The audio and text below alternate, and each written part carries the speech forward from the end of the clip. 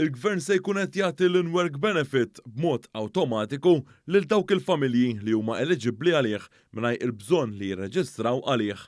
Dan tħabbar f'konferenza tal-aħbarijiet mill-Ministru għall-Politika Soċjali u d-Drittijiet tat-Tfal Michael Falzon. Huwa qal li l-investiment addizzjonali ta' dan il-benefiċċju se jkun ta' 10 miljun euro. B'hekk l-investiment totali ta' dan il-benefiċċju se jkun ta' 17 miljun euro.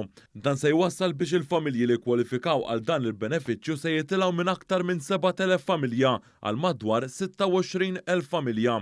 Huwa spjega li minn dan il-benefiċċju se jkunu qed igawdu wkoll madwar 29,000 tifel u tifla.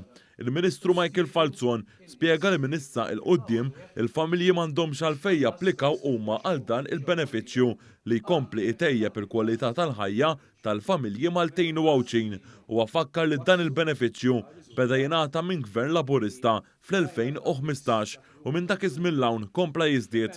Irrimarka li dan il-benefiċċju jinċentiva lil familji sabiex jaħdmu apparti l-miżura ta' Child Care b'xejn huwa sostna li permezz ta' dawn iż-żewġ miżuri fi żmien 10 snin dawk fuq il-benefiċċju tal-qatt naqsu b'91%. Il-Ministru għall-Politika Soċjali spjega li l-Gvern permezz tal-baġit ta' din is-sena kompla jwessa dan il-benefiċċju. Dan hekk kif għal koppji fejn iż-żewġ ġenituri jaħdmu il-limitu tela minn 35,000 euro għal 50,000 euro, waqt li għal koppji fejn wieħed mill-ġenituri jaħdem il-limitu tela minn 26,000 euro għal 35,000 euro. Għal ġenituri waħedhom li jaħdmu il-limitu tela minn 23,000 euro għal 35,000 euro. Il-Ministru Michael Falzon irrimarka li permezz ta' dan il-benefiċċju il-ġid qed jinqasam mal-familji Maltin u Għawċin. Huwa sostna li din il-miżura tagħmel parti mill-garanzija tat-tfal li wiegħed il-Partit Laburista fil-manifest elettorali. Benefiċċju tal-work benefit l-għonet kienet din l-amministrazzjoni li introduċitu. Kienet l-amministrazzjoni li ziditu għal darba tnejn.